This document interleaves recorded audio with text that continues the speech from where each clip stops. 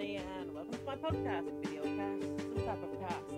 I am a dual citizen of New Zealand and England. I talk about disability, physical and hidden disability, autism, my amputation, my knee replacement, all things life in New Zealand. So welcome to the podcast.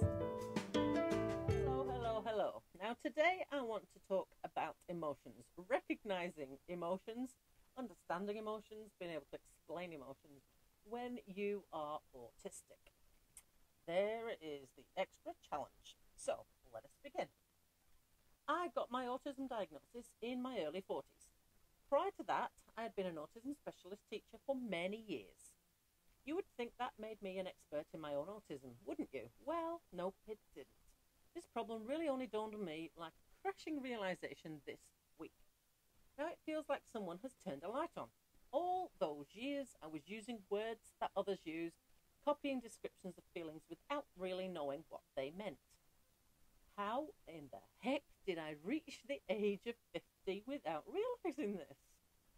Well, the background to my diagnosis, here we go. So, the crisis point really came when I stopped teaching. I had spent many years in a career with very clear rules and boundaries.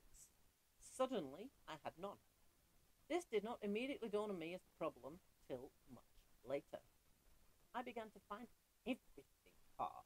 I was setting up a fitness business, and this was another area I was also an expert in. So why was this all so hard? I was running into relationship issues with staff, relationship issues with customers, all of which were causing conflict and making me feel very stressed. I could not understand why I was finding all of this so difficult. Then I had a think about it.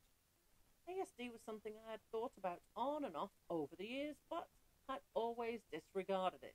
I was back visiting this avenue again, looking for answers to why I was struggling so much. With the help of my father, I paid for a private ASD assessment. And bingo, I had the answer. This did not instantly make everything okay, but for me it certainly explained an awful lot, like a light bulb moment. It has, however, taken me many years to come to terms with it, and it's only relatively recently that I have started to talk about it more openly. So what exactly did happen this week? Well, I see a clinical psychologist regularly in relation to my PTSD and the constant pain that I deal with related to the amputation. I've recently transferred to a new psychologist, and this week was my second appointment. So, also in the past week, I received a very upsetting email relating to my amputation and ongoing case around that. When I opened and read this email, the emotions I felt certainly were overwhelming. I struggled to keep control. When the psychologist asked me about this, I became very upset. I recognised that the email could well have been a major trigger for my PTSD, but I had little more understanding of it than that. So I described it as a meltdown. A recognisable term I have heard others using. The psychologist asked me to describe how that felt for me. Here is where I really came to a brick wall. I just didn't know how to articulate that. I tried my best, and then they elaborated on it and described how other people have explained it. It was at that point that I realised that the reaction I had had was a full-blown PTSD trigger episode, or whatever you want to call it. Why is this a problem for autistic people? Well, you can see already why certain things could be missed. I have spent a significant part of my life simply thinking how I feel is just normal, but it certainly isn't. I can now see why so many autistic people would be diagnosed with depression, and that is a very well-known statistic. For me, emotions are very much black and white, so much like how I see the rest of the world in other aspects. Examples of emotions I understand are love and hate.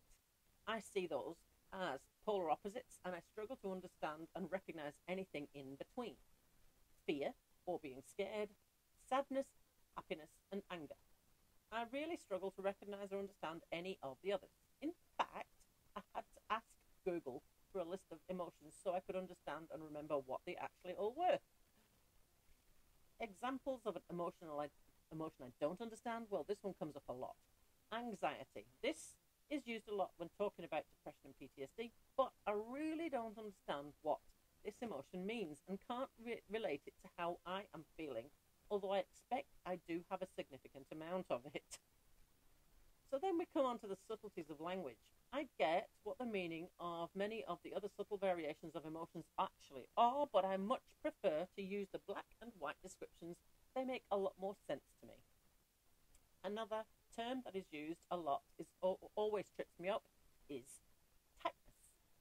This term I mean in relation to muscles when I ask clients to explain the issues they want me to treat, as I'm a massage therapist. Now, for me, a muscle is sore or it isn't. That, quite simply, is the end of it. But customers often don't see it like that and describe muscles as tight. The word tight has a totally different meaning to me: stiff, difficult to move, and not necessarily sore. So it often feels like being a foreign student. I'm constantly translating the words others use into words that I actually have meaning to me in order to be able to understand the world around me. So then we come on to the autism processing delay. This is exactly why it often feels like there is a pregnant pause in a conversation when talking to me or any other autistic person, because it takes me a moment longer than you to, first, process what has been said. Secondly, work out the meaning of that.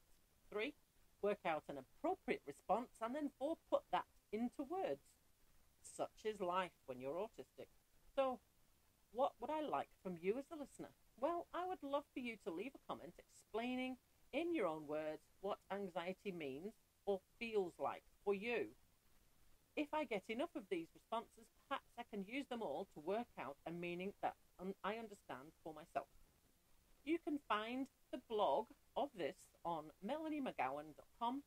You can also find me on YouTube at Ryding Footloose, and you can find me on Facebook at Mel Ryding PT.